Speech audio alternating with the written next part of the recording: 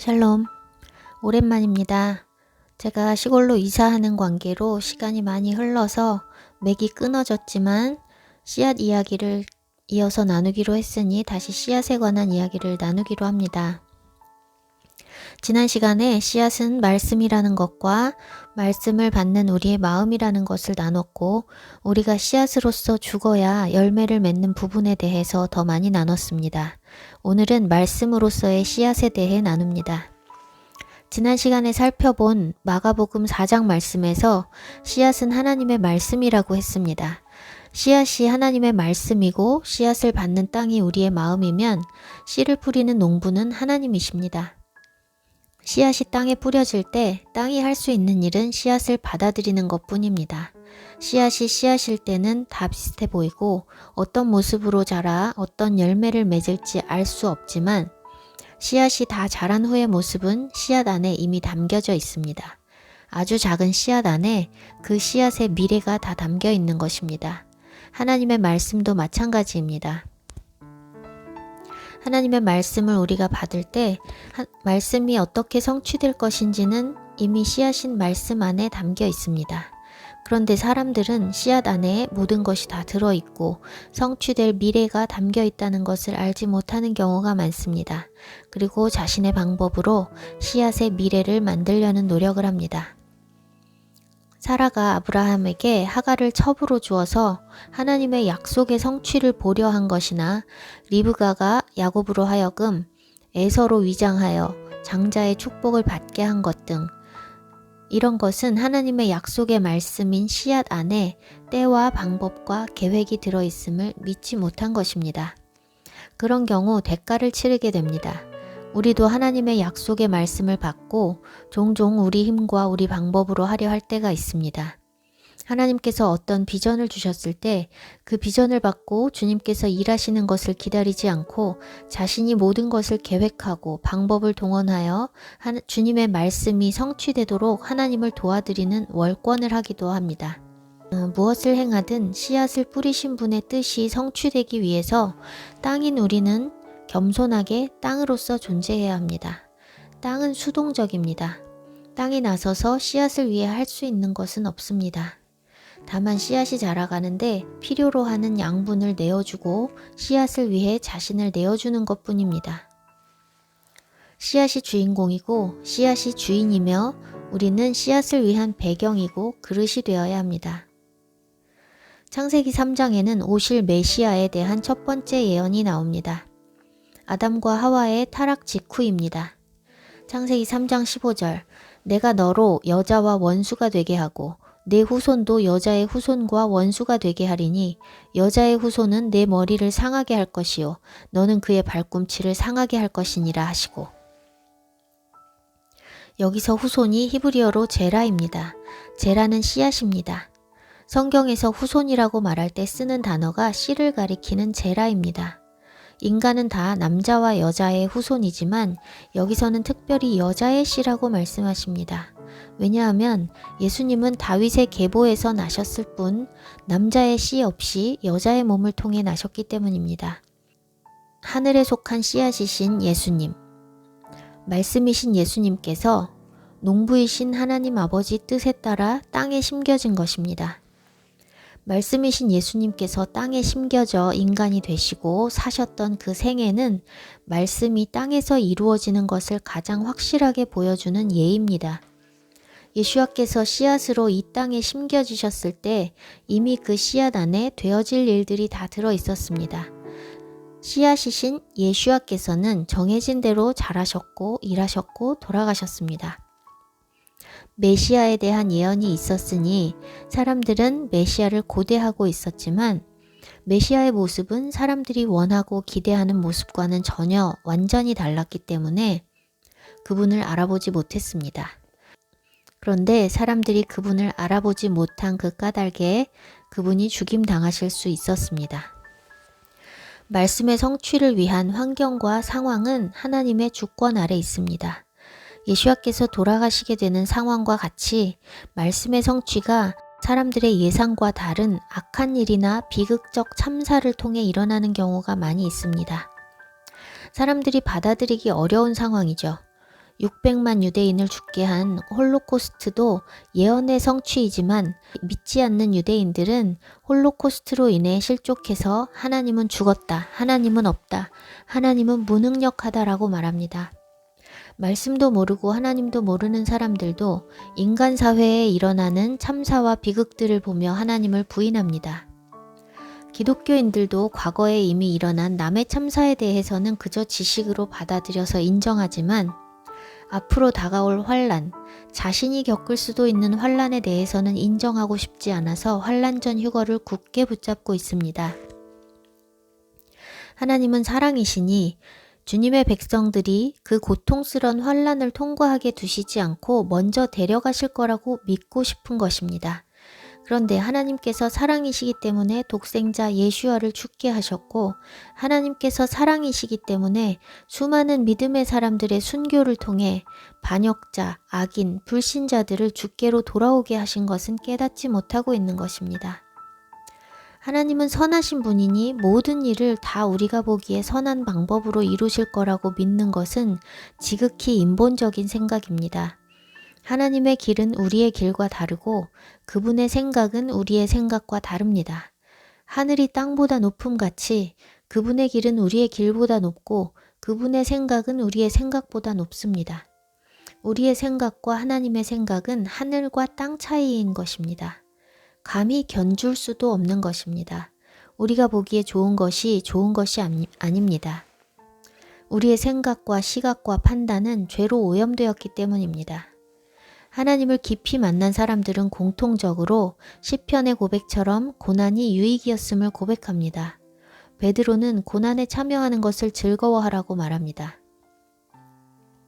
베드로전서 4장 12절, 13절 사랑하는 자들아 너희를 연단하려고 오는 불시험을 이상한 일 당하는 것 같이 여기지 말고 오히려 너희가 그리스도의 고난에 참여하는 것으로 즐거워하라.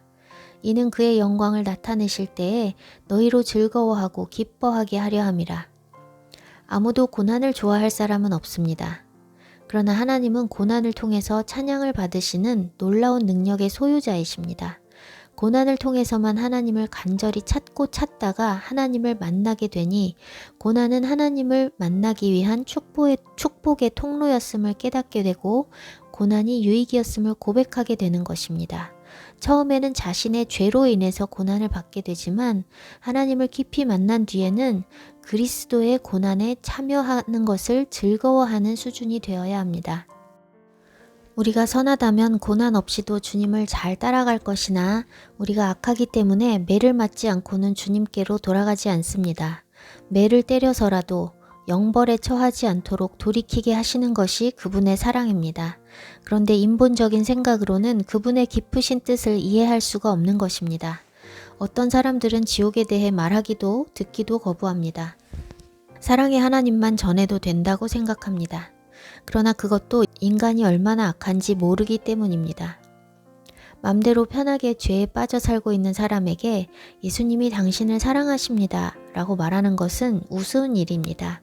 죄를 지으며 죄책감으로 괴로워하고 있는 사람에게는 도움이 될 수 있으나 아무 문제의식 없이 죄악된 길을 걸어가고 있는 사람에게 본 적도 없는 하나님의 사랑은 필요도 없고 그런 이야기에 감동받을 리도 없습니다. 죄인이 돌이킬 기회를 얻기 위해서는 일어날 일에 대한 심각한 경고도 필요하고 매도 필요합니다. 그래서 지옥에 대해서도 전해야 하고 하나님이 사랑의 하나님이실 뿐만 아니라 정의의 하나님, 심판하시는 하나님이심을 동일하게 전해야 합니다. 그런데 안타깝게도 오늘날 대부분의 교회와 성도들은 사랑의 하나님만 전하고 있고 정의의 하나님을 외면하고 자신들은 심판에서 제외되고 환난에서도 제외되길 기대합니다. 전에 계시록 관련 말씀에서 나눴는데 심판에서 제외되고 구원받는 자가 되기 위해서 환난은 반드시 통과해야 할 과정입니다. 주를 위한 고난과 환난을 통과하지 않고서 심판에서 제외될 만큼 정결한 신부로 준비되기 어렵습니다. 조금 무거운 내용으로 흘렀는데 다시 씨앗 이야기로 돌아갑니다.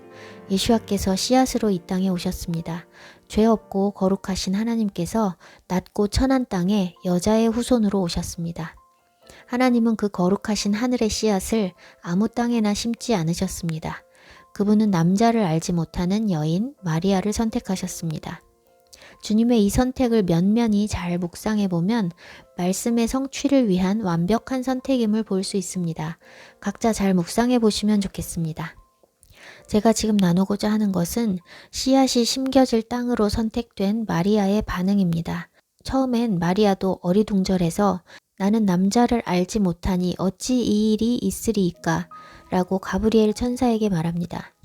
그러나 가브리엘이 엘리사벳의 수태까지 알리고 하나님의 모든 말씀은 능하지 못하심이 없다고 말하자 결국 마리아는 이렇게 고백합니다. 주의 여종이 오니 말씀대로 내게 이루어지이다. 이것이 바로 씨앗을 받는 땅의 자세이자 역할입니다. 말씀이신 예수와께서 하늘의 씨앗으로서 실제로 땅에 심겨지셨습니다. 오늘도 하나님은 성경 66권의 수많은 말씀들, 씨앗들을 땅에 뿌리고 계십니다. 그런데 그 씨앗이 자라 열매를 맺는 말씀의 성취는 누군가가 말씀대로 이루어지이다 라고 선포하며 말씀이신 씨앗을 그대로 받아들이고 믿는 것에 달려 있습니다. 아담이라는 이름은 땅, 흙을 의미하는 아다마에서 왔습니다. 사람은 땅의 존재, 흙으로 된 존재입니다. 하나님의 영이 없이는 완전할 수도 없고 영생할 수도 없는 존재입니다. 보이는 물질은 영원한 것이 아니라 잠시 있다가 지나가는 것입니다. 고린도후서 4장 18절 우리가 주목하는 것은 보이는 것이 아니요 보이지 않는 것이니 보이는 것은 잠깐이요 보이지 않는 것은 영원함이라. 히브리서 11장 3절 믿음으로 모든 세계가 하나님의 말씀으로 지어진 줄을 우리가 아나니 보이는 것은 나타난 것으로 말미암아 된 것이 아니니라. 무슨 말씀입니까? 보이는 것은 보이는 것으로 말미암는 것이 아니라 보이지 않는 것에서 말미암았다는 것입니다. 보이는 것이 실체가 아니라 보이지 않는 것이 실체이고 보이는 것이 먼저가 아니라 보이지 않는 것이 먼저라는 것입니다. 보이는 것은 보이지 않는 것에 의해 생겨났고 잠시뿐이라는 것입니다. 하나님께서 창조하실 때 사람에게 하나님의 영을 주셨지만 인간의 범죄로 하나님의 영이 떠났습니다. 우리가 하나님과 같이 영생하기 위해서는 땅에서 주어진 시간 동안 보이는 것에 이끌려 사는 것이 아니라 보이지 않는 것에 이끌려 사는 영의 존재로 거듭나야 합니다. 땅에서 영을 회복하지 못하고서는 영생을 얻은 자만 들어갈 수 있는 영원한 나라에 들어갈 수 없습니다. 그런데 이 땅에서 하나님의 영으로 충만하게 되고 영적인 존재로 거듭나는 길이 바로 말씀입니다. 땅인 우리가 말씀을 받는 방식에 대해서 이야기해 보려고 합니다. 말씀은 영이기 때문에 반드시 영으로 받아야 하고 혼의 지식으로 받아서는 안 됩니다. 우리의 뇌, 우리의 지력으로 이해하는 것은 혼의 영역으로 받는 것이지만 하나님의 말씀이 혼의 영역에 존재해서는 우리의 삶을 바꿀 수도 없고 구원을 이룰 수도 없습니다. 우리에게 힘이 되는 것은 지식이 아니라 믿음입니다. 지식은 혼에 속한 것이고 믿음은 영에 속한 것입니다. 혼이 아무리 많은 지식으로 가득해도 그 지식대로 살 수 없고 지식이 우리의 삶을 바꿀 수 없다는 것을 전에 나눈 적이 있습니다. 그러나 믿음은 크고 작음과 관계없이 믿음대로 살게 하는 능력이 있습니다. 영에 속한 것이기 때문입니다. 말씀을 준비하는데 주님께서 혼이 속임당하기 쉬운 영역이며 혼이 타락한 영역이라는 감동을 주셨습니다. 정말 그렇습니다. 우리의 영과 육은 단순하고 정직하게 반응합니다. 육을 길들이는 것은 그다지 어렵지 않습니다. 하나님께서 만드신 우리의 몸 자체가 굉장히 적응력이 뛰어나서 몸이 처하는 환경에 몸이 스스로 적응합니다. 추운 지역에 사는 사람들은 추운 지방에 맞는 몸으로, 더운 지역에 사는 사람들은 또 거기에 맞는 몸으로, 산소가 희박한 고산지대에 사는 사람들도 그 환경에 맞춰 몸이 적응합니다. 또 우리가 길들일 때도 몸은 잘 적응합니다. 밥을 3끼 먹다가 2끼 먹으면 2끼 먹는 것에 적응합니다. 매일 운동하면 운동하는 습관에 적응합니다. 몸은 또한 반응도 정직하게 합니다. 채식하고 오염되지 않은 좋은 음식을 먹으면 몸이 건강해지고 정결해집니다. 인스턴트와 과도한 육식과 군것질을 일삼으면 몸에 문제들이 나타납니다. 몸은 길들이기 나름이고 정직하게 반응합니다. 우리의 영은 하나님의 영을 받으면 하나님의 사람이 되고 사단의 영을 받으면 사단의 종이 됩니다. 영은 받는 것이기 때문에 받아들이는 영에 따라 우리의 상태가 달라집니다. 사단, 귀신의 영은 도둑처럼 틈을 타고 무단 침입하고 여간에서는 나가지 않습니다. 반면에 여호와의 영, 성령은 우리가 정결하지 않거나 주님을 원하지 않으면 나가시기 때문에 여호와의 영이 우리에게 머무시도록 하기 위해서는 우리가 중심으로 그분을 원해야 하고 그분께서 거하실 수 있도록 정결해야 합니다. 구약시대에도 여호와의 영이 사람들에게 임했습니다. 모세뿐 아니라 이스라엘 장로 70인에게 여호와의 영이 임해서 그들이 예언했었고 사울 왕에게도 임하셔서 사울도 예언했었습니다. 그러나 지속되지 못했습니다. 장로 70인도 여호와의 영이 임하시는 경험을 했음에도 불구하고 정탐 후에 가나안 땅으로 돌아가자는 온 회중의 반역에 동참해서 아무 역할도 하지 않았고 결국은 다 광야에서 멸망당했습니다. 사울은 여호와의 영이 임했었음에도 결국에는 여호와께 버림받게 되었습니다. 이렇게 하나님의 영이 임했어도 망하게 되는 원인이 혼에 있습니다. 혼은 길들이기 쉽지 않고 잘 속습니다. 죄는 거의 혼의 영역에서 시작됩니다. 하와가 사단에게 속은 것이 혼입니다. 우리가 결정하고 선택하는 것은 혼이 하는 일입니다. 사단의 말에 속은 하와의 혼이 육을 범죄하게 하고 하나님의 영이 떠나시게 했습니다. 성경에서 육체나 육신이라고 표현할 때 flesh, 고깃덩어리로 문자적으로는 육신을 말하는 것이지만 그것은 분명히 혼이 함께하고 있는 살아있는 육을 가리키는 것이지 혼이 없는 고깃덩어리만을 말하는 것이 아닙니다. 혼이 떠난 육은 죽은 시체일 뿐 우리가 길들여야 하는 육체가 아닙니다. 이때는 영과 구별된 요소로서 혼이 주장하고 있는 육, 혼을 담고 있는 그릇인 육을 말하는 것입니다. 타락한 혼이 주장하게 되면 타락한 세상에 속해 살아가게 되고 영이 타락한 혼을 통제하게 되면 세상에서 구별된 존재로 살아가게 됩니다. 우리는 우리의 혼이 영과 육을 통제하고 주장하도록 하는 것이 아니라 영이 혼과 육을 다스리고 주장하도록 해야 합니다. 말씀의 씨앗이 가시떨기에 뿌려져 결실하지 못하게 하는 것도 혼입니다. 세상의 염려와 재물의 유혹에 영향을 받아 영이 말씀에 반응하지 못하도록 방해하는 것이 혼입니다. 타락한 우리의 육으로, 즉 혼의 생각과 지식으로 주님의 말씀을 이해하려고 하면 아무리 쉬운 말씀도 온전하게 깨달을 수 없습니다.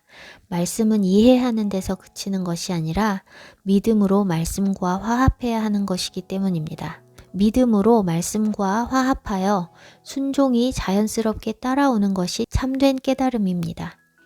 순종이 따라오지 않는 것은 혼으로만 이해했거나 혼이 유혹과 염려에 영향받아 영의 반응을 방해하기 때문입니다.